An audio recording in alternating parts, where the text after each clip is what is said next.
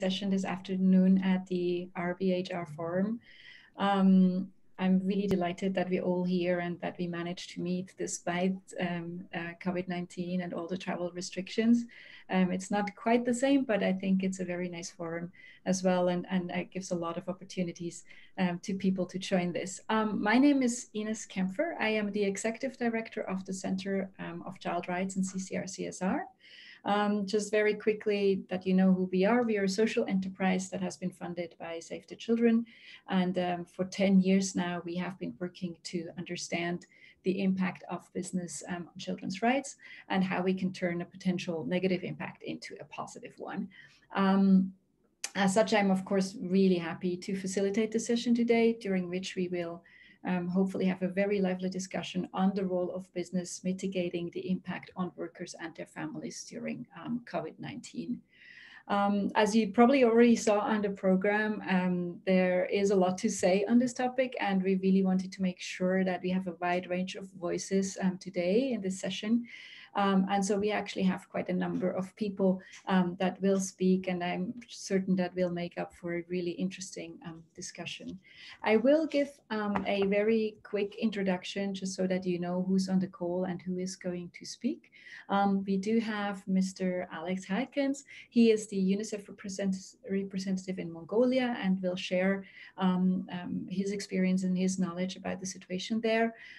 We also have Alice Young, who is the administration director at Golden Cup Printing, a factory in the south of China. We do have with us Mrs. Ellen Claire Mains. She leads the IFC Gender and Economic Inclusion Group, East Asia Pacific. There is also Sarmu, who is heading CCR-CSR's work in Myanmar. We do have with us Mr. Nguyen Xuan Nguyen, who is the Secretary General of the Vietnam Chamber of Commerce and Industry, VCCI. Ms. Sarah Nips, the Regional Director at UN Women.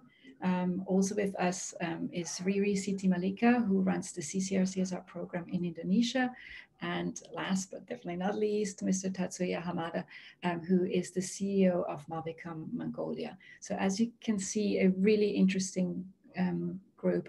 And I will, in my role as facilitator, obviously get a couple of moments to speak as well. So I will add in a few thoughts and reflections as well, but I don't want to go into a long introduction because I do think we'll have such interesting speakers. So I would like to dive in right away and maybe start with taking a look at what we know on the situation of the families and particularly of children in this time of COVID-19.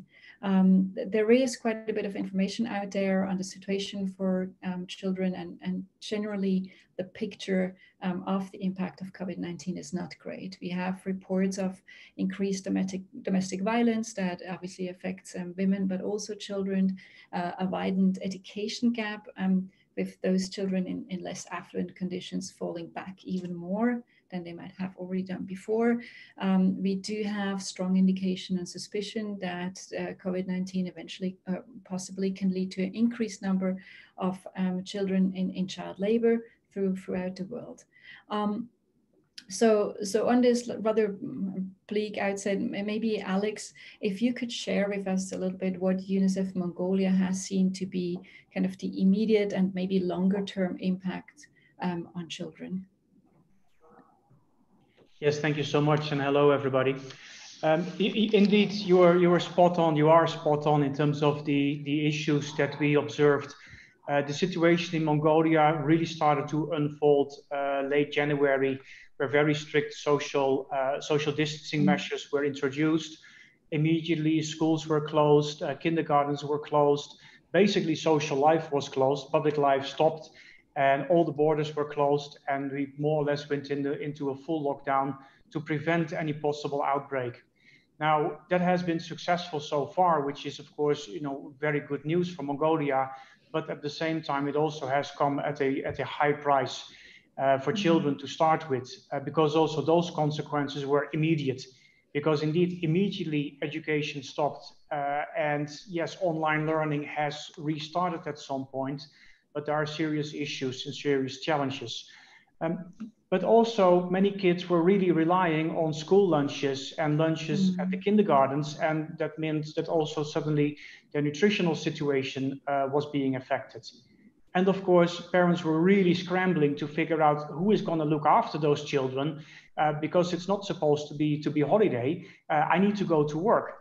So suddenly there were all kinds of issues in families to figure out how are we going to manage that with our children. And unfortunately, in many cases, children were and still are left home alone. Now, the issue is not only, I mean, it's for every child, it's a problem. I mean, the problem is for every child where parents are unable to make necessary arrangements to look after the children. Now, what you do see, of course, is that for poor families, the challenges are definitely much bigger. Because if you don't have enough funding, how are you going to then pay for the school lunches that they used to get at school, but now you have to cover it yourself? And even if you would be able to pay for the lunch for your child, who is at home to prepare that lunch? Then also the inequality around access to education is really problematic, of course, because not everybody has a good TV, has access to internet. So again, it's especially the poor kids who are being left behind and really struggling. And I think there we also see a serious risk that many children may not be going back to school after hopefully the school reopens again sometime after the summer break. And then finally, indeed, all those kids left home alone or left with people who may not necessarily be thinking about the best interest of the child has really put safety and security of children at risk in terms of abuse and exploitation, including online. And those are very, very serious issues. And in that context, even more so with children with disabilities that we are deeply concerned about. Thank you so much, Alex, for these remarks, and very interesting to see. And I think it's throughout the region we have seen one of these issues that you just mentioned, of, for example, the access to internet, which is a question of access, but also the question of having a gadget. I think we've been in touch with a family where, when the dad left again for work, the only working device that was at home, that was his phone, was gone, and with it the child's ability to join a little bit, at least through the dad's smartphone, the lesson. Ellen, I know that from your work at IFC on gender and economic inclusion, you have some insight on how children and families in Asia Pacific region are doing. So would you like to share a little bit what you have observed in these last couple of months or weeks? Yeah, sure. Thanks, Ines, for that. Similar to Alex, actually, we've observed in countries across the region, that imposed lockdowns have been put in place. There's been restrictions on gathering. Schools have closed. Kindergartens and daycare are no longer available. Business closures have been announced, and there's also been mandatory home-based work for a lot of different employees, and the impacts for children and families are many. Like Alex mentioned, we've seen an increase in care responsibilities, and this means that working parents are trying to juggle their childcare, the homeschooling, and their work responsibilities. And what we're seeing is that women do carry much of this burden in terms of the care responsibilities. As well, we're seeing, as a result of the downturn in business, for many companies, employees are affected by job loss. They may be on unpaid or paid leave, and this reduction in income is really having a significant impact on cash flow and the ability of families just to meet their household expenses. And lastly, this is something you mentioned already, but we've seen an increase in domestic violence. Stay-at-home orders are forcing women to be at home together with their perpetrators, often under very stressful circumstances. And we know already that rates of domestic violence across the Pacific were high to begin with, at about two out of 3 women experiencing domestic violence. But reports indicate over this period that the rates of domestic violence have risen significantly, particularly over March and April. Yeah, I think that is, so thanks so much for sharing this, Ellen. And it's really more and more as we diving deeper, I think we see reports. I mean, we had indications from Europe and from the US, as well from China on this. Our team in China is working with migrant parents, and we had some very kind of insightful voices from the parents. Like actually one was a dad where he was just describing on the amount of stress he's feeling. So he's basically losing his income. He said his child who's supposed to study doesn't study, and he's like basically, and I'm just losing it. I'm sitting at home and I'm losing it. And he was actually then saying that he's using violence and beating up his child as a way of dealing with it. And so we've seen this really insight, which obviously doesn't in any way justify it, but it was just such a striking testimony of the immense pressure that the families have been under during these lockdowns. Luckily in China, it has released a little bit, but we know that for many countries that is still the situation. Sarmo, you're working for CCR in Myanmar. You're managing our programs there, and you're in daily contact with some of the more vulnerable groups. Maybe can you tell us a little bit on how the Myanmar children are doing? Yeah, sure, Ines. So, but luckily we can say that in April and May is a vacation and summer vacation have fell in, so all of the school are closed. But normally the school was open back in 1st June, but now it's delayed and the most places until 1st July. So, but and also that's why so we can say the children are affected by the school closures.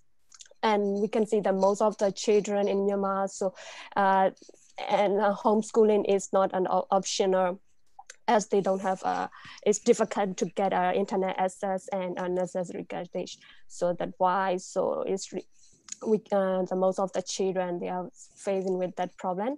And just for the families, so it's the COVID-19 is really hit them, especially for the migrant worker.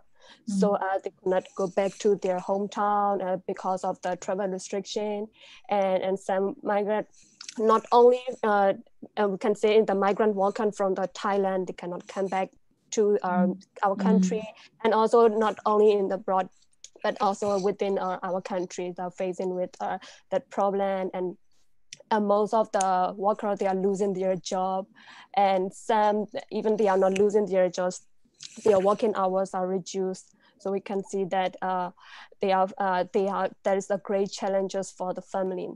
And then some vulnerable families, so they are we can see that in our child labor program, I can say like one of the case, that this time is really difficult to find a job, so they need to struggle for that.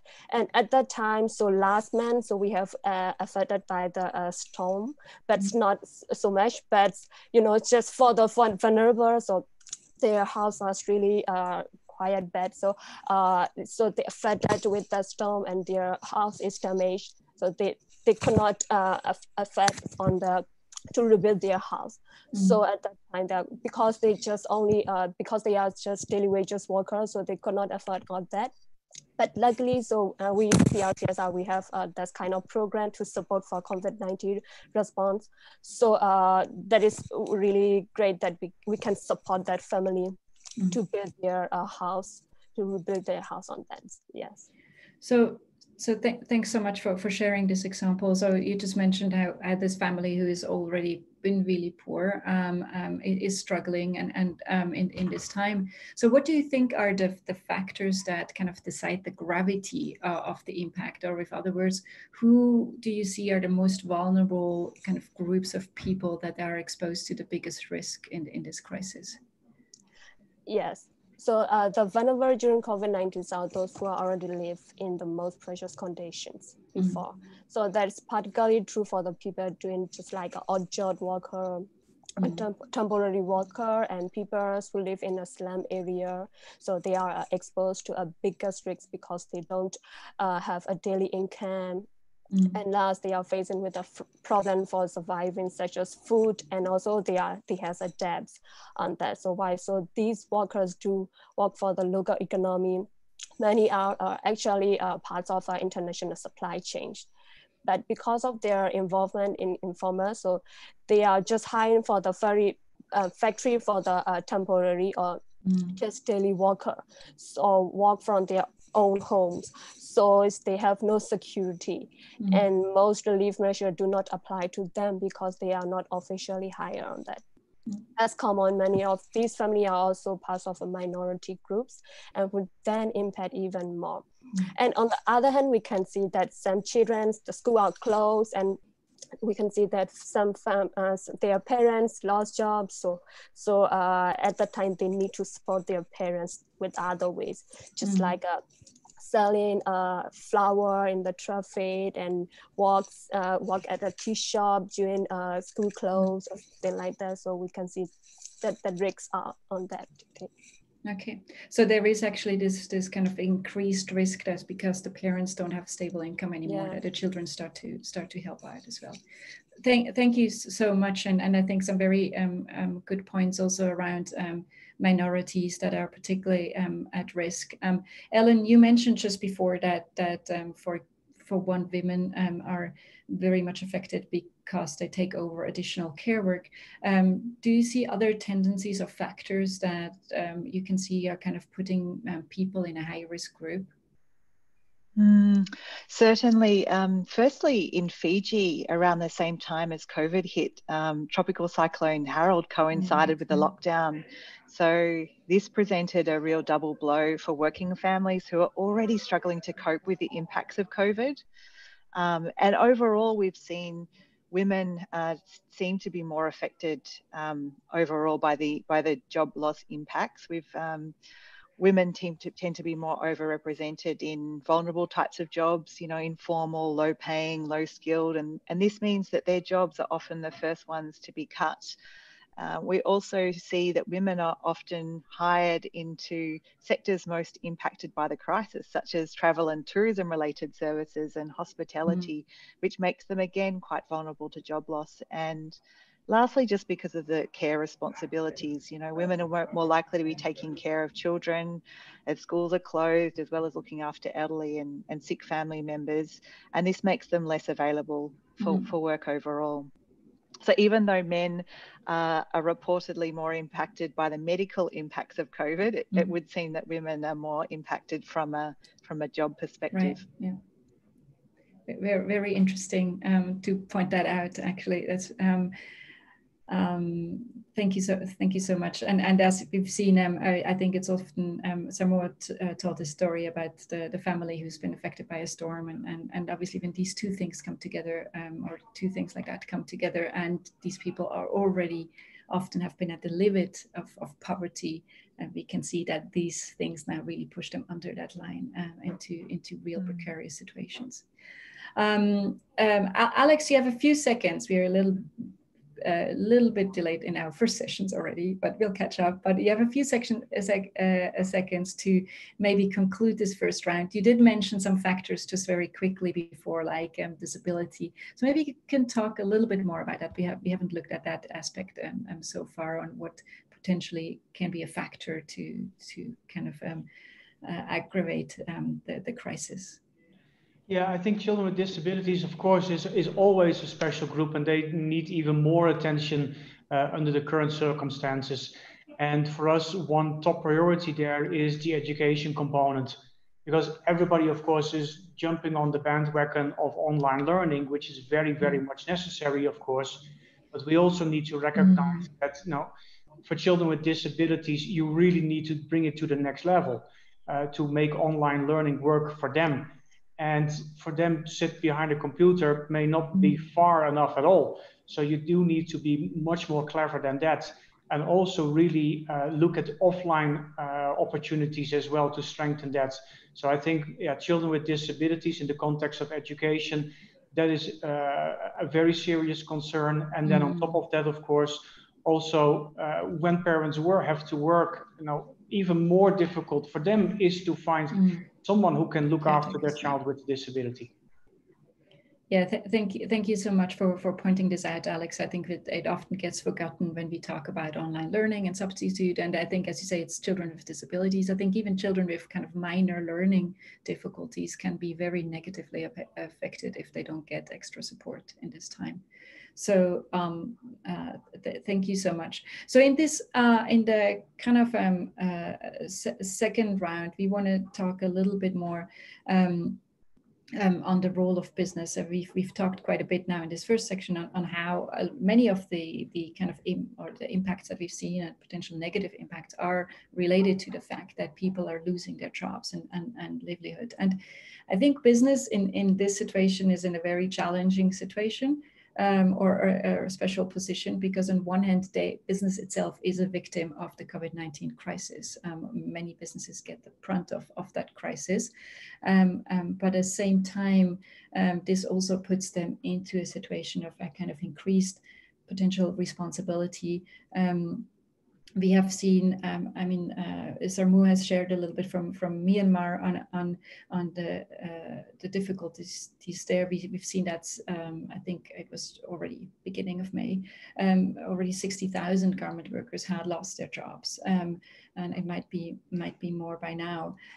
So really that the crisis can upend whole industry and or at least deeply impact whole industry. So I would like to turn to you, Win. You're the Secretary General of VCCI. What do you see for Vietnam? How has it affected businesses in terms of their profitability, but also in terms of their sustainability?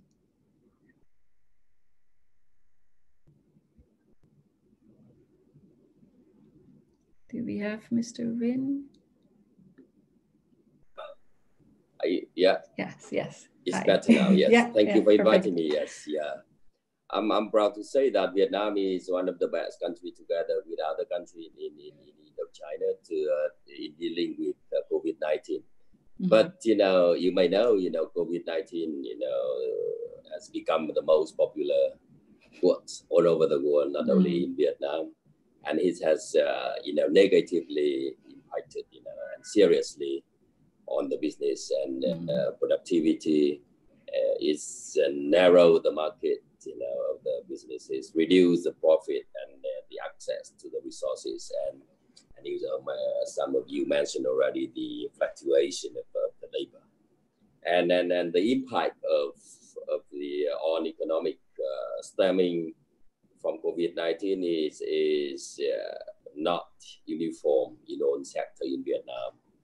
Businesses in wholesale and retail trade sector have faced a reduction in demand due to the social distancing, and the online shopping and the home delivery option compensate only to a limited extent loss in the main source of revenue in this sector, and the mandatory restriction to movement in Vietnam and the travel ban, adopted in other countries have caused a shock to the transport and storage and communication industry. And a similar mix of direct and indirect mechanism has created a collapse in economy activity, in accommodation, hospitality and food service sector, and tourism flow, both national and international was stopped, and in March and April and until now, which led to the revenue reduction of the tourism industry in Vietnam. And several segment of manufacturing sector are also severely affected. Some factory across manufacturing sector have stopped production in country that serve as the Vietnam principal import and export partner. So Vietnamese factory rely on import of component for the production cycle. Also the consumer in large market across Asia, European Union and the US are forced to lock down the consumption of imported goods. So it's reduced, result in the cancellation of order from Vietnamese factory. I want to share with you all, some finding of the survey that VCCI did during the last I think 2 months, the impact of COVID-19 on pandemic, on labor and employment among businesses in Vietnam. The survey was conducted in March, and we share with our partner and with the government, and I want to highlight some significant impact of COVID-19 on businesses through the survey with 700 businesses and business association in 46 cities in Vietnam. It's 83% of enterprises said the consequences of pandemic is to narrow the market, and the private sector has to have the most affected group, 85%, followed by foreign direct investment enterprises, 82%, and the state-owned enterprises with 69%. And nearly 92% of enterprises think that in 2020 the revenue is reduced compared to 2019, and approximately 30% said that they can only maintain their business production from 1 to 3 months, which obviously impact on job maintenance, stabilizing income, and welfare for employees. And from 10 to 50% of the labor reduction was observed in private enterprises in Vietnam. With the remaining employee, they show the low working spirit and anxiety of job, and income security, life of the family, working arrangement to balance their work and their family. So I think at the same time we are making the survey, to find out, not only to find out the solution and recommendation to the government and to the CEO and to the employer, but also we send out some recommendation on business sustainable development in medium and long term. And it is to find out that most of business show their commitment in sustainable development strategy in Vietnam, despite of short-term difficulty. Some of plans have to be modified due to the reduction in the budget of the running of the operation of the company, but they also the commitment of the company in Vietnam also show that they will further invest, not only on the measure that recover the economy, but also invest in the environmental and social activity. And this is the result of the lower business income, and the business need to spare particular budget to support the employees against the COVID-19. So that what has been, we want to share that, also it's difficult for the businesses, for the employer in Vietnam, but our survey show that, the commitment for, longer term, and and especially the commitment of the company that they are pioneering in business sustainable development. They want to be a good, corporate partner of the government in dealing of the short-term difficulty, but also, that the long-term and short-term, but, a lot of member company of BCCI donated a lot. They cooperate with the government and mobilize a lot of funding. I think that member of Vietnam Business Council for Sustainable Development, for example, all of them, they spend about, I think, over the last 4 or 5 months, they donated more than 100 billion of Vietnamese dong to the vulnerable community and the employees of Vietnam. So that's what I want to say. Thank you. Thank you so much, Vin. That I think was a really comprehensive overview on the situation in Vietnam, both about all these difficulties, but also giving at the end showing kind of like how business is committed.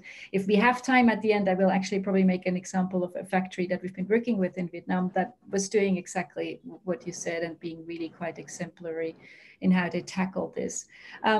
I would like to turn to Indonesia, but before I do, I want to make a quick remark, which I forgot to all the audiences that have joined us, which I'm so sorry I forgot to make at the beginning. So you do have the Q&A possibility, so you can put questions anytime. You can ask those questions either to one of the panelists or general. We will take those up, or some of the questions up at the end of the session. So we will have a Q&A at the end of the session, so you'll just have to be a bit patient, but you can ask your questions anytime. It might not be possible to answer all the questions, but we'll do our best to also get back to you. Sorry, that was just a quick interlude. But then, yeah, I would like to go to Indonesia. We have Riri here, who I know, as she's working with us, has been in contact very regularly in Indonesia with factory workers, but also workers in the agriculture setting. And I just wanted to ask you, what do you see as kind of the impact of the crisis on those workers, and what are the factors that potentially make them most vulnerable or exposed to that situation that during COVID-19? Thanks, Ines. First of all, I would like to say that the situation that Vin explained in Vietnam is basically resembled the situation in Indonesia towards the factory that we work with. Like, we work with different types of consumer good manufacturers in Indonesia, but mainly they are garment factories and furniture factories. I would say that they share the same experience, that they are losing their international buyers. They got their order volume shrink, but somehow the garment factories can keep up that we work with. I know that this may not the situation of all garment factories in Indonesia, but at least the factories that we work with, they can still run with 100% of their workers, at least until last month, because they managed to change the production to fulfill the request and the demand of COVID-19 situation, like producing hazmat suits and also masks. So they have better chance of survival. But different with the factory which produce furniture products, they are in a very poor situation right now. So they have to lay off like 45% to 90% of their workers, which definitely affect the situation of the workers that we work with, that we spoke with last month. And this is a very bad situation for the workers. And I would say that if we can share like the most vulnerable groups that were affected among the workers is basically the home weavers, like the home workers in a home setting, because they're casual workers. They work based on piece rate. So if the order of the furniture factories are shrinking, meaning that they are losing their job, they cannot produce stuff, they cannot make money. And this situation is very bad as well in the deeper supply chain, because we also in Indonesia, CSR works with the workers in raw material sites in some of the provinces in Indonesia, especially that they work in the natural fiber settings, and they really rely on their daily needs based on that work. So they are losing work now. They don't go to the forest to harvest rattan anymore, or the mothers and also the female workers not going to the collection point to wash and clean the rattan anymore, because they cannot sell their products to the rattan collectors. Let's say these rattan collectors also suffer because they don't know to which furniture factory basically they can sell their raw materials. So it really bad in the deeper supply chain, because these people are really living day by day. So if they don't earn money today, they cannot eat tomorrow. It's kind of that. And these workers also, like I spoke with one 60-year-old female rattan washer. She's basically a single-headed household and living far away from the children, and the children also have a very poor family background, so cannot support her. And usually when she wash rattan, like in the river bank, she can earn around $4 US dollars per day. But now, without the job anymore, she turned into other odd jobs like harvesting rice, basically everything that she can do to survive. And her income is reducing significantly, more than 50%, I would say. She only earned less than $2 per day now. And not to mention that she also lives with 2 grandchildren and jobless children. So she needs to really support the daily food intake, and it's very hard for them. Even to eat, it's very hard for the people, the workers who are in a deeper supply chain. So yeah, I would say that in normal days without COVID-19, even we can still see that many children supporting their parents, helping their parents in the work sites. And, especially the children of landless farmers, the children of single-headed households, and the children with sick or disabled parents. And I cannot imagine their situation now. I'm very sure that the situation right now with the pandemic may even put these children in a worse possible situation right now. Yeah. Thank you so much, really, for sharing this, because I think it gives us insight to something we often don't see. As you say there, you have to explain it very well. These are the farmers at the very end or at the very beginning of the supply chain, and that whole kind of breakdown of demand has impacted them so greatly, and obviously often kind of also remains unseen to our eyes. You have mentioned also how it hits in particular women in that situation, and I would like to turn to Sarah from your perspective.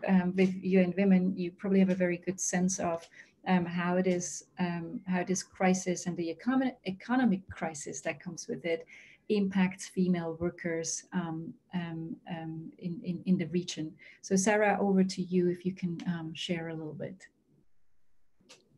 Thank you so much, Inez. Yes, as several of the speakers have already highlighted, women do tend to be concentrated in some of the sectors that have been most severely affected. So I think we've mentioned already the garment sector, where hundreds of thousands of women across the region are currently either laid off or the factories are closed.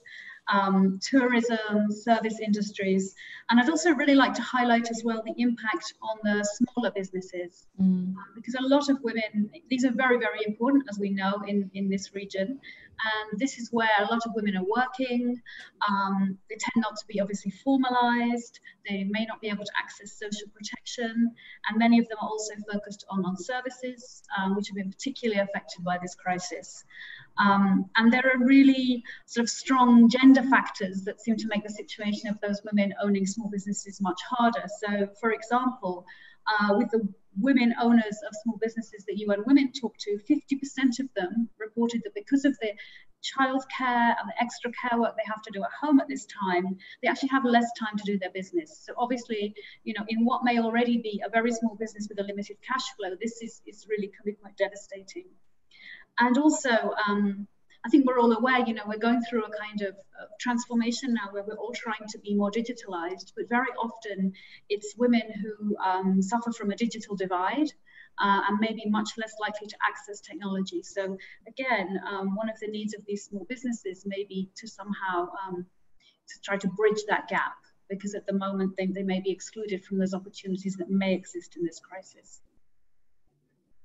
Thank you so much, Sarah, for this very good overview. And I think if we summarize what we have seen, I mean, with the struggles through the economic struggles that come, these real life struggles for many of the workers, for, as you say, the particular small businesses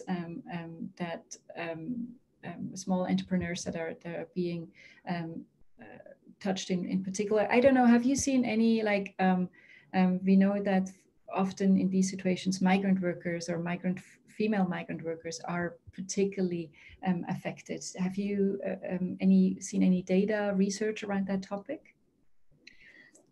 Yeah, I mean, I think we are seeing huge impacts on migrant workers. So maybe I'm actually based in Cambodia at the moment. It's where I've been working for the last few years. I'm just transitioning into a regional role. And I mean, here in Cambodia, for example, we've seen over 100,000 migrant workers returning to the country. We know that on average, around 50%, slightly more often, will be women. And we are seeing them in the kind of situations that actually Riri was describing, of just having to find whatever alternative livelihood situation they can when they return to rural communities. Unfortunately, they're returning at the time that agriculturally there isn't so much to do. So they're in a very tough situation. And this is not only obviously a huge blow for them, but of course their remittances were supporting their families. And what we see here is in many cases, they're also servicing debts for the family. So there are then issues potentially of rural families being at risk of losing their land or their homes because they have extensive debts. And once the person who was earning a salary in the family and bringing home a remittance is not able to do that, it has a very, very rapid and severe impact. Yeah.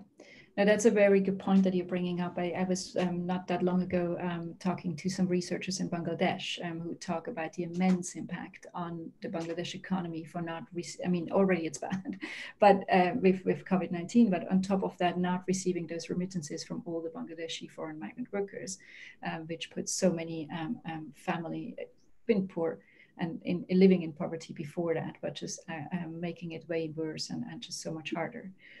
So, we've set this session up in a way that we don't totally despair amongst all these challenges, but hopefully from knowing these challenges and understanding these challenges really go towards finding ways that all of us in our different roles and situations can actually make a difference and hopefully in some way or another have a positive impact on these, on the people who are most affected by this crisis. So in this sense, I would like to turn to Mr. Hamada, who is the CEO of Mabicom, to share a little bit what Mabicom has been doing in Mongolia in trying to support their employees and to tackle or to deal with all those challenges that we've discussed just now. Before you start, Mr. Hamida, just a quick note. I know that I've been told by our time checkers that we are a bit behind schedule. So if we just can keep it to 4 or 5 minutes in this next section, so we don't fall behind even more. But I'm really looking forward to hear your sharing about Mabicom's activities in the last couple of weeks. Mr. Hamada, over to you. Hi, thank you very much for inviting me to panel discussion. And my name is Tatsuya Hamada, Mabicom CEO. I've been here in Mongolia for over 4 years already. I came from Japan, actually. And, you know, everybody had first experience in this catastrophic crisis by COVID. And the economy, lifestyle, everything was affected hugely. And, through such experience, I think there was a lesson learned already. And especially in corporate side, on business operation, we had quite a lot of, in a sense, improvement and development. So I think it was a kind of important turning point for our business operation, I think. So during the peak period of COVID, I would say in Mongolia, just earlier Alex explained that considerably better than I think other countries. In city area, there is no infection reported yet, only one person in the past. And however, returning from other countries, Mongolian peoples have a lot of infection. But I would say totally so far, current government controlling very well. And then between Russia and China, infected persons number is quite low. So however, in such circumstances, we as a business operator, especially telecom operator, who has responsibility to take care of social and life infrastructure, we needed to take action drastically. One thing is that not the physical security for our employee, but also we really focus on the psychological safetyness, because we are serving for thousands customers in nationwide. that in order to serve safely, of course, our employees' secureness and psychological comfortability, let's say, is a really key factor.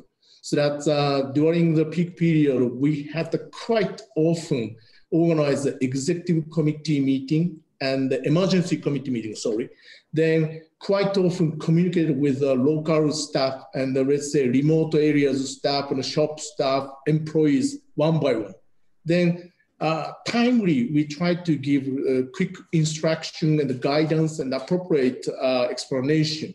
By doing so, I think our employees felt somehow felt a little bit comfortable and they could get rid of anxiety a lot. That was an important factor, one I need to touch on. And another point is that, you know, in order to give a secure and a safe environment to work, we considered flex time working hours. And, you know, depending on their family's conditions and the job situation, we gave their kind of flexibility to all employees about flex time working. Some people could start working from 7 o'clock, some of the staff could start from 10 or 11 o'clock, having a core time. Then by giving such flexibility, I think, you know, our employee could somehow much more pay attention to family care, and also, no, they felt comfortable even in severe circumstances, I think. And another point is that immediately, once this coronavirus news started, we decided to procure 80,000 masks. Yes, actually, honestly speaking, in Mongolia, there was not so strong culture to wear a mask, even for flu or cold, right? But, you know, I'm Japanese and I have such a habit and the customs in Japan. Mm-hmm. That's why, together with my executive teams, working together with our headquarters in Tokyo, KDDI, 80,000 masks we procured in February, and step by step, of course. Then prioritizing our frontline staff, then distribute masks in the shop, definitely, you know, wearing a mask to serve the customer. Such kind of a quick action, quick decision was, I think, psychologically giving her, you know, comfortability and stability for our employee, I think. And also another point is that we gave her some pay leave for the employee who has really small kids, and also especially for the lady who has pregnancy, and we gave her much flexibility with the pay leave. And we didn't force to work even flex time. And we prioritize their decision first rather than company's decision.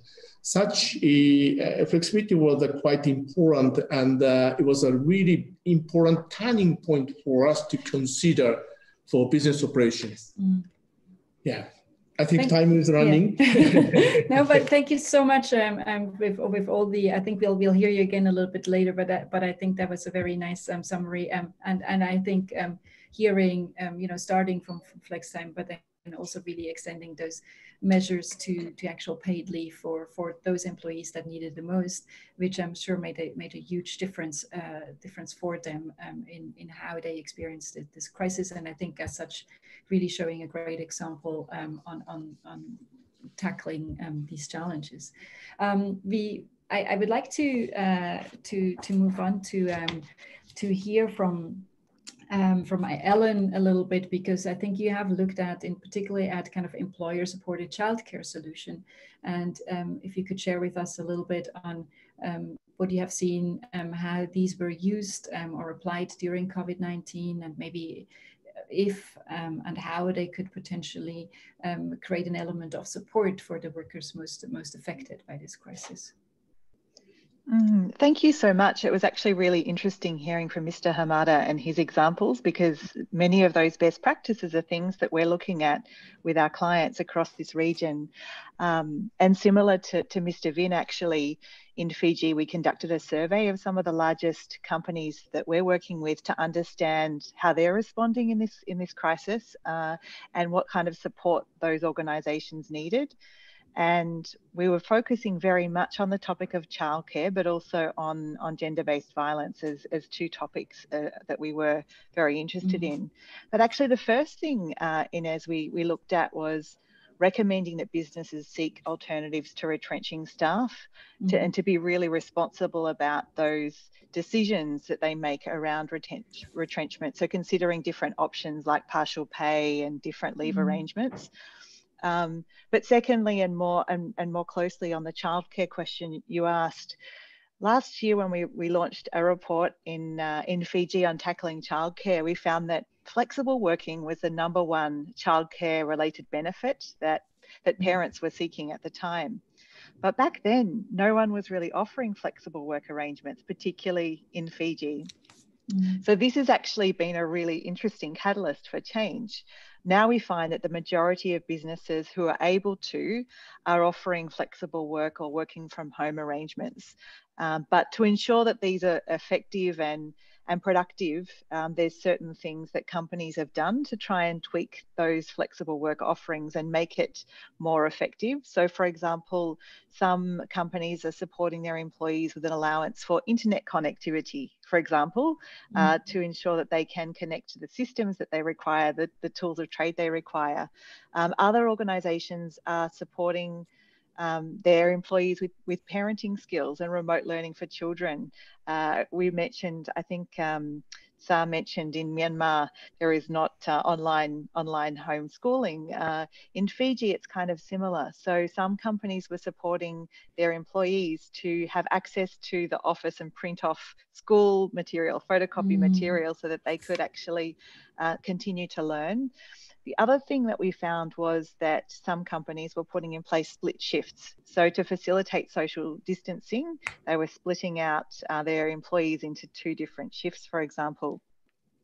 The other thing, which is also similar to what Mr. Hamada was saying, was companies are really trying to focus, in addition to flexible work, on safe systems of work to allow their employees to work really safely at this time. Which includes things like protective equipment, which he mentioned, and also counselling services. So we have some clients who are offering counselling services to help their employees and support employees affected by COVID or, suffering other issues related to financial stress and anxiety and this kind of thing. But something else that hasn't come up, which is something we think is rather important, is around respectful workplace policies. Now, we know that gender-based violence increases during these kind of public health emergencies and other crises as well, like the tropical cyclone I mentioned earlier. But this gender-based violence can include things like customer and client aggression. People are getting frustrated and annoyed when they're in a customer service environment. There can be workplace bullying and sexual harassment, which increases at this time. Sexual exploitation and abuse, which mentioned earlier, as well as domestic violence. So what we're seeing and what's been really impressive is that companies in Fiji are putting in place policies to encourage employees to raise issues and report incidents that they witness or hear about. So this is something that's really very important.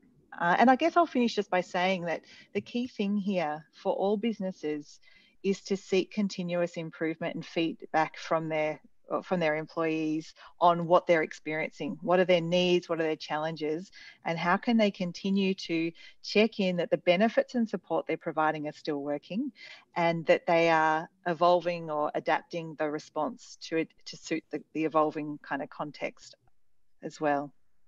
Thank you. Thank you so much, Sarah, for sharing all these points. I was making some note on all these notes, all these good practices that companies have put in place. And as you say, it's quite encouraging to see. And I'm actually really, really happy that we have today on our panel Alice, who is talking on behalf of her company, who is running a factory in the south of China, and who we know has put in place what we can call a child-friendly space or a family-friendly space already a couple of years back. In kind of context, I think, Alice, of the of your membership with the ICTI ethical toy program, and which really has put you on the path of becoming a family-friendly policy. And I'm really excited to have you on to share a little bit how your factory has been dealing with the challenges in COVID-19, and how measures such as this family-friendly space that you guys have put in place can maybe help to deal with some of these challenges, even during a pandemic. So Alice, if I can hand over to you and let you share a little bit. Thanks, Ines, and hello, everyone. I'm going to share what our factory is doing in southern China to help our workers and their families during COVID. Like Mr. Hamada and Alan have been mentioning earlier, we also try to offer flexibility to our workers as much as possible after the COVID. For those eager to resume work earlier, we offer them a safe, sterilized working environment with adequate PPE, like facial mask provided. And for those workers who wish to stay home for a longer time, probably because they have to take care of the kids, because of the lockdown, school have not yet resumed, we just allowed them to either work from home for those office workers, or they allowed them to report to duty according to their own needs. We also try to help our workers to buy PPE for their families through our company procurement channels. But in addition to these, I would say more immediate measures, we think catering for their deeper needs is also important. In recent years, we have tried different projects to help our workers, like women empowerment projects and family-friendly space project. What we observe is our staff loved all these programs a lot, and we actually receive overwhelming response from them. Today, I'm going to focus on the family-friendly space program, which we think is also really helpful during these difficult times. And our program has been implemented since 2017 with CCR, CSRs, and ICTI helps. So what family-friendly space is all about? They're actually about helping the parents to bring their kids along and stay with them, no matter whether it is every day or it's just during a short summer break. So I think in China, most of our workers are migrant workers. So they work very hard for their families, especially for their kids. But ironically, the kids are usually left behind at hometown. So it is always a dilemma for the Chinese parents, especially for the women, to decide whether to leave and earn more money for their families or to stay and take care of their kids. And I think the family-friendly space program is exactly actually provide a very good assistance to our workers to have a solution to work while having their kids to stay with them. So I'm going to talk about the family-friendly space first. So this is for the kids who are left behind at home during the school terms. So what we're doing is we offer a 1 month whole day program to the families. So we hire teachers to come to our factory. So the parents would bring their kids from home to the southern China, and then they just, while they're coming back to the factory to work, they bring their kids along, and the kids will be taken care by the teachers the whole day. So we design beautiful courses to them so that the kids will not get bored, they can learn things, and we can safeguard their safety so that the parents don't need to lock the kids in the country. And what's more, our very responsible teachers have been adding elements into the courses, helping the families to flourish the long missing bonds. Because for those left behind kids, they have a very loose tie with their parents because usually they can only meet once or twice a year. So that we have recorded a lot of touching moments in the past 3 years project. And right after the child-friendly spaces project, we then think about, oh, maybe we can also offer after-school care program for those kids who are fortunate enough to stay with their with their parents. So we can actually help our workers to bring the kids along and stay with them. So we hire part-time teachers to take care of the children after school and offer them free tutorials and taking care of the kids while our workers are still working. They still they have not yet get, because usually our workers have to work OT overtime, right?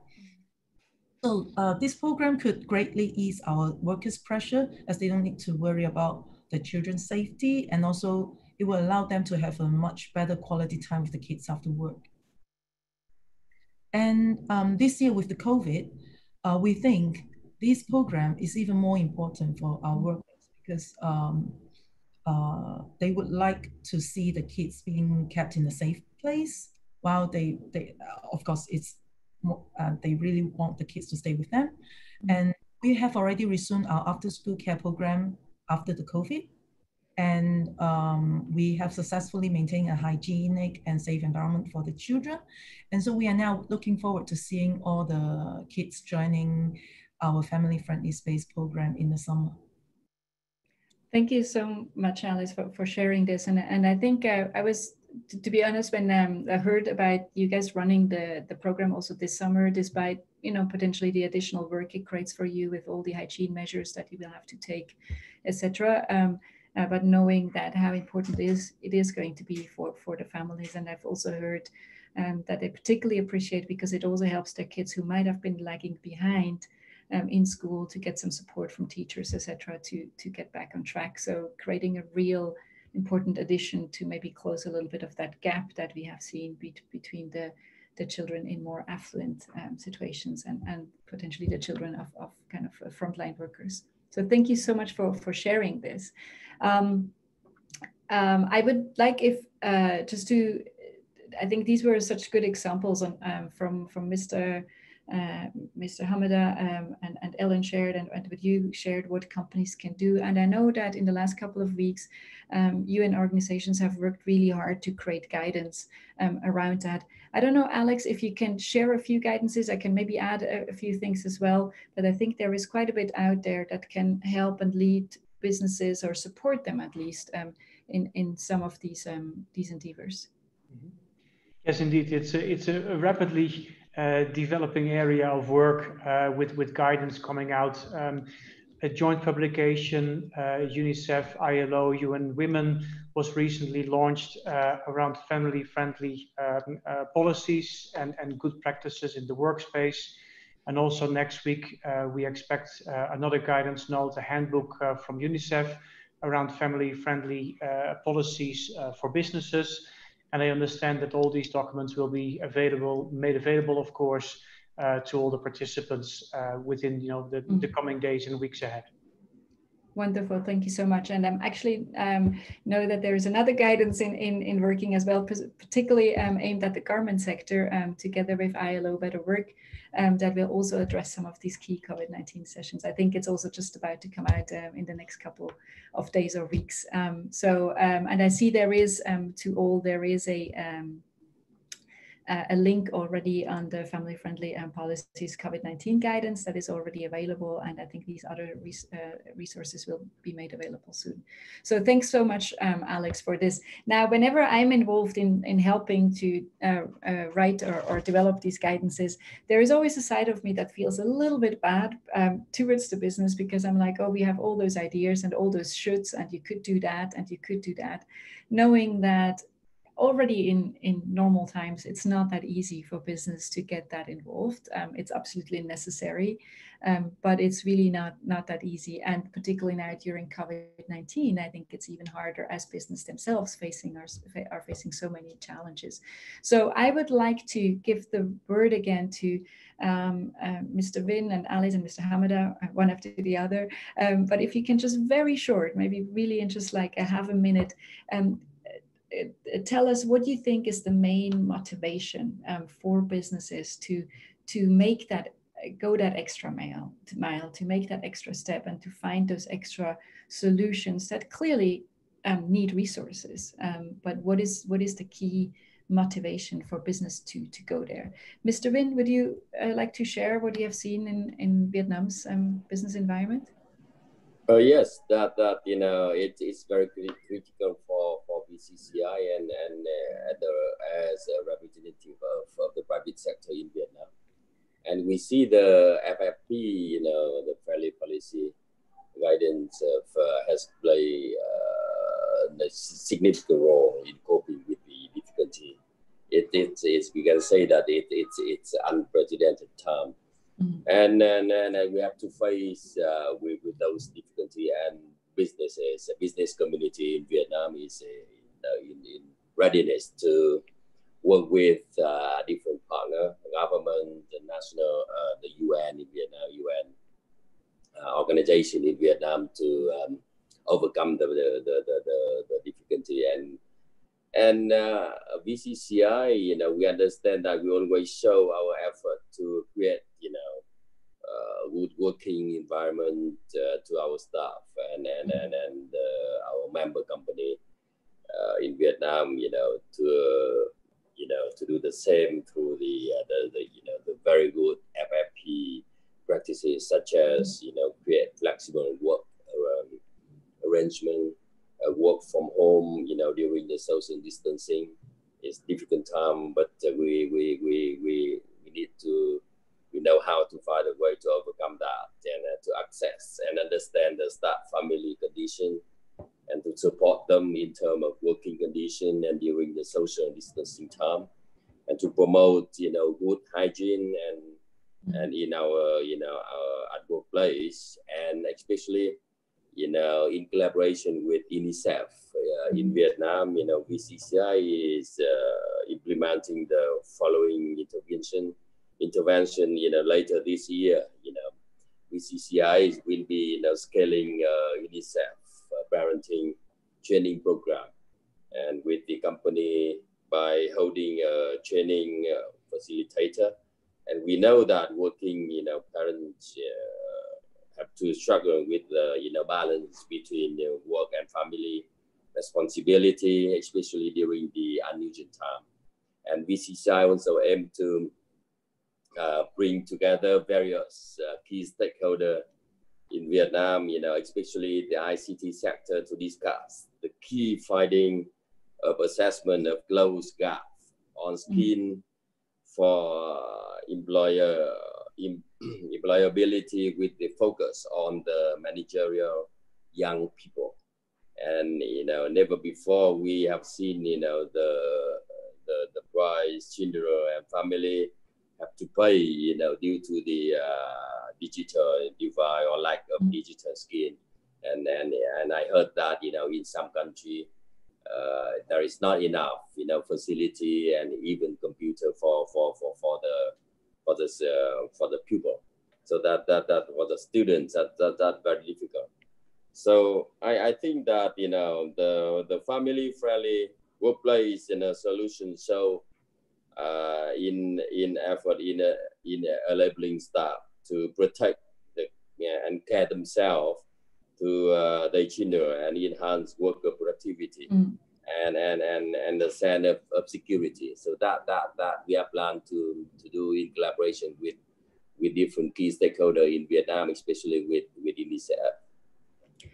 Thank you so much, Vinh, for this summary and all the activities. And I've really seen you and in many meetings and conferences in Vietnam, really advocating with businesses for taking those steps and becoming more and more family friendly. And we've seen how it resonates. And as you say, I think many businesses see how it can actually help them with increasing productivity.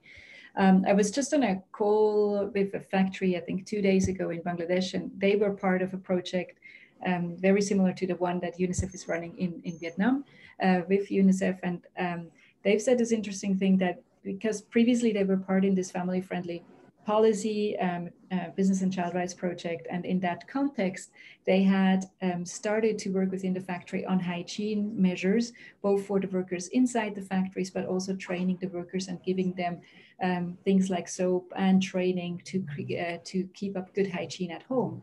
And they said like it was like a miracle because now they were totally prepared for facing all the requirements. The government came and asked them during COVID-19. And so basically before they knew that this was going to come, they started this measure just in their context of their family-friendly policies within their factories. So I thought it was really interesting to see that family-friendly policies can actually even prepare businesses a bit better to those challenges. We actually do have a question that goes to Alice and exactly on that topic. And I think it's good because we're in the time of Q&A. So I kind of lead this over and we have one for Mr. Hamada as well on that point. So Alice, the attendee is asking, and if you have any data or any research that you guys made or that was made over the last 3 years that gives you or shows you what the program that you guys have been running, what the impact was on worker satisfaction, productivity, also reputation and your worker retention. So has your factory been able to observe any of those kind of business impacts?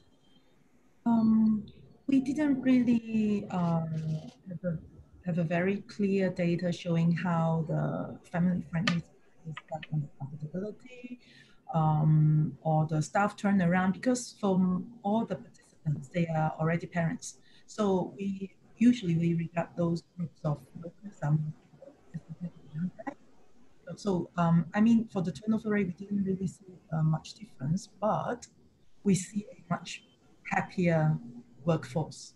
And we have face-to-face interviews with our parents workers, and they are so touched and even have their tears roll down when they are commenting on how the program could help them. And also we record a very high parent satisfaction on the parents on the family-friendly space. Like for the first year we have this program, the parent satisfaction is 93%, which is very high for most of the benefits program. You know, usually for a normal HR style, 70%, 60% is already a norm. Right? 93% is really a very good result.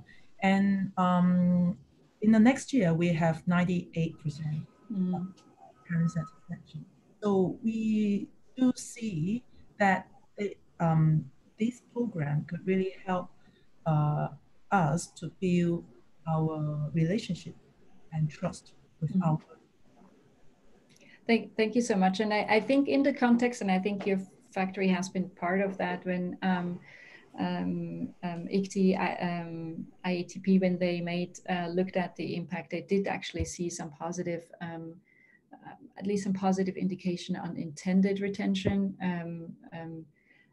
that workers say, I want to stay longer, and generally kind of more motivated, like a more motivated workforce. And I think what was really interesting is that in some cases it even swapped over to those workers that are not directly the beneficiaries of the program. Yes. Yeah. We have an interview with a single workers who is single, so she didn't really bring the kids with them, but she gave a very high rating on the program because they feel that our company is doing a really good thing for workers, and they recognize this a lot, even though they are not taking part in the program. Great, thanks so much, Alice, for sharing this. Mr. Hamada, there was an attendee who was asking, very impressed by your performance and what you guys have been doing in Mongolia. And the question was like, what motivated you? What was the trigger for you to engage so much and to put significant resources into supporting your employees during that COVID-19 crisis? Yeah, thank you for a great question. But I might answer for your question from different angle. Somehow we are working for telecommunication companies and using the digital IT technology, right? And gradually, following the digital technology development, business style, social style, lifestyle, all of those are gradually changing for that digital transformation. Means from physical contact society to more non-physical contact society we are heading for, I think, in the business style, operation, whatever it is. Then I think this COVID was accelerating such trend more and more. And then particularly, schools of cooperation, business operations of the people has to work, people has to study at home, people has to enjoy at home somehow, even entertainment, using network or non-contact, communication. So that in this sense, I think as a telecom operator, which has responsibility to make communication smoother, I think our responsibility was so much increased more and more, because communication itself is really important to avoid isolation of humanity and also avoidance of social too much distance, right? Certain level of social distance is okay, but too much distance is not good for humanity, I think. That's why, in this sense, our motivation of our telecom business is we are, how can I say, supporting society itself of human. That's why we do our best, and this is our responsibility and motivation trigger. Right. Thank you so much for sharing. And I think luckily or hopefully that is really a trend, right? And it's not just Mabicom in Mongolia, and we know that there's a lot of other companies going in that direction as well. But we also know that there is still a lot of companies out there that maybe have not seen that trend, or also probably think a little bit think a bit more short term. So one question that maybe, Mr. Hamada, if I have you on, you can also help to answer, that came in, and it's around mental health support, where they were asking, what can business really do for mental health support? Isn't that something that potentially also goes beyond what business can do? Who is going to help families, for example, and that have been affected by domestic violence? Maybe you can first answer from your business perspective, and then later we can maybe turn to UN perspective. That's a bit difficult to answer quickly, but yes, I think in order to avoid such a negative factor like domestic violence or sexual harassment, whatever it is, that's activity, maybe communication is anyway important. Whereas communication makes kind of misleading for human being for different direction, I think.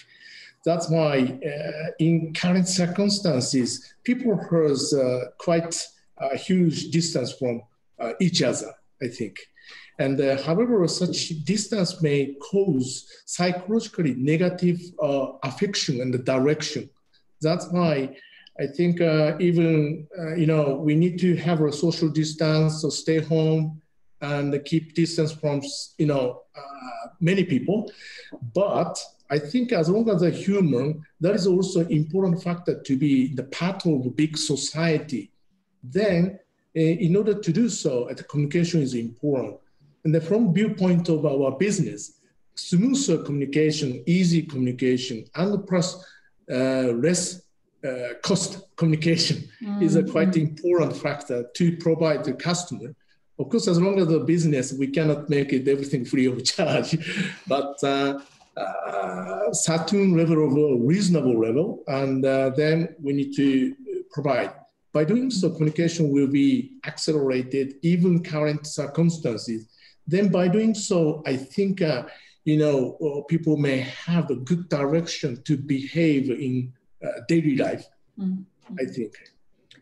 Thank you so much. And obviously, I think it shows where you can support and where you can try to give all the potential, like the best starting points actually for your employees as well to succeed through enabling this communication. I don't know, Sarah, maybe you can see from UN Women's perspective. Do you have any thoughts on how companies could support women who, for example, are affected by either domestic violence or just families that are generally affected by mental health issues during that time? Yes, thank you very much. I mean, I think Mr. Hamada already highlighted some of the really key points that we would see as very good practices for companies when it comes to gender-based violence. I mean, I think that once companies recognize that what's happening to their employees at home is impacting their work, and these are things that really need to be spoken out about. And I think that managers and leaders in the private sector can act as role models in talking about the issue, in recognizing that it shouldn't be a hidden issue, that it needs to be spoken about, and in providing practical information to their staff about where to go for help. And also there have been some good examples of, for example, providing referral towards services, information about services, and also providing mutual support groups among colleagues as well, which I think can be effective in the case of dealing with stress, dealing with some of the very, the very real mental health issues that come up during this time, as well as with GBV in general. And just to mention that the tool that we shared from UN Women that's been shared with the audience, which is something to really help private sector companies very practically apply some gender principles in their work, which is based on our women's empowerment principles, does include this among other areas for employers to look at. And it's been very much adapted to this COVID situation, doing something that can be used quite rapidly. So I really encourage people to take a look at that as well for more ideas. Thank you. Thank you so much. So one of the questions that we got, which I think is very interesting, I'm not quite sure who I should pass it on to. So if anyone wants to jump in, and so basically the question was, if a company or factory they struggle financially already in that time, being that the time is so difficult, how can they afford to implement such measures that are of extra support, like a CSR or COVID-19 response? Are there any resources available to them, or how do you think companies like that can deal with these measures? Don't know if anybody wants to volunteer. You can just unmute yourself and speak up. Can I? Yes, of course you can. Apart from Vietnam Chamber of Commerce and Industry, at the request of the Prime Minister of Vietnam, we are making a report to be submitted to the Prime Minister every month and to the government every quarter. So during the last over 6 months, we gather on the opinion of the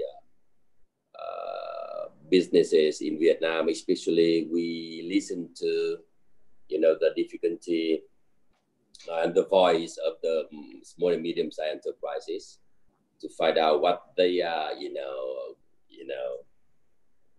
the which kind of difficult position they are, and based on that, or on the paper and the letter that we are getting from them, we accommodate all the opinion into a report of BCCI to be sent to the government and the Prime Minister, and we ask the government, the Central Bank of Vietnam, the Ministry of Finance, the Customs, and all the relevant authority to kind of design a package to support businesses in difficult time, in terms of later payment of tax, or you can transfer the tax payment into later time, or more easy access to the credit of the bank,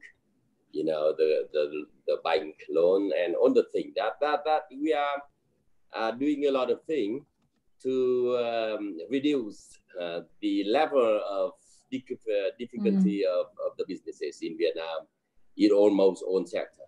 So we are quite positive that the government and the employees and even the employers at the same side, on the same boat.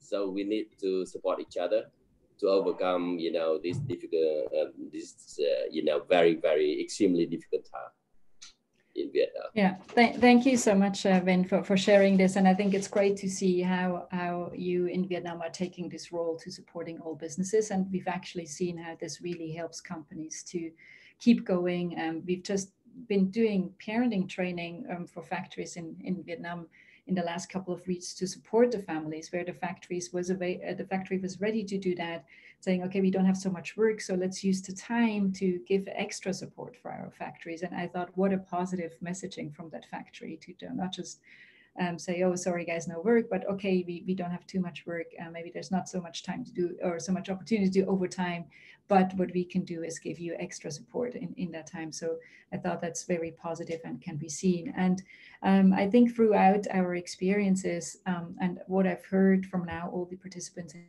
the last 1.5 hours, it's really so clear that obviously even now in this time, a lot of times it's what we prioritize.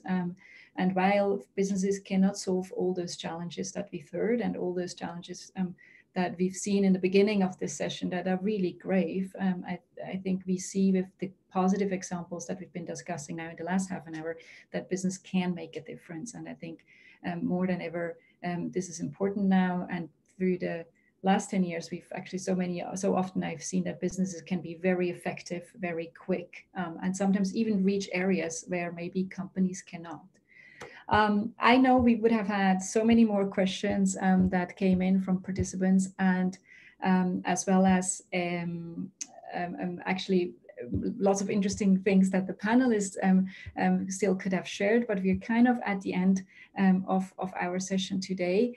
Before I'm totally concluding, we would like to show a short video that has just been put together from UNICEF, whom, by the way, I really want to give a shout out for setting up that session, for inviting all the participants and making sure that the impact on children is, and what business can do to make this a positive impact is on the agenda every day. So thanks very much to UNICEF for setting this up. And I would like to, it's just a 2-minute video, right? Like all participants and attendees to watch this video with us. It's a call to action that I think can only inspire us. So please, to our facilitator, if you don't mind.